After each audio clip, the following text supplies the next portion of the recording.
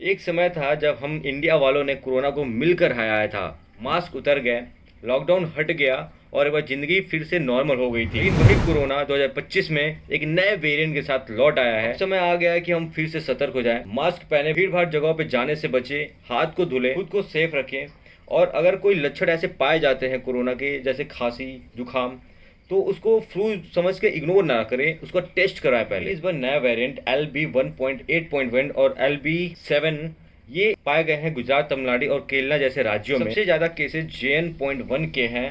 53% इसके total cases आए हुए हैं। दोस्तों, अब आप सोच रहे होंगे कि कोरोना तो चला गया था और ये दोबारा कैसे आ गया, क्या किसी लैब में फिर दोबारा ये बन गया क्या?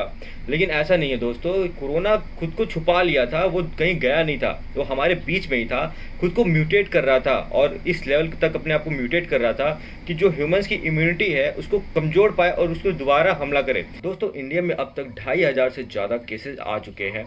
इसको देखते हुए इंडियन गवर्नमेंट का बयान आया है कि उन्होंने नए केसेस पर नज़र बनाए रखे हैं और पब्लिक से उन्होंने रिक्वेस्ट की है कि अगर पब्लिक प्लेस पे जाएं तो मास्क पहने, सोशल डिस्टेंसिंग का ध्यान रखें और हाइजीन मेंटेन रखने की सलाह दी गई है। और उन्होंने हॉस्पिटल्स को भी ये निर्देश दिया है कि वेंटिलेटर्स तैयार रखें। दोस्तों, अब समय आ गया है कि हम सभी सतर्क हो जाएं।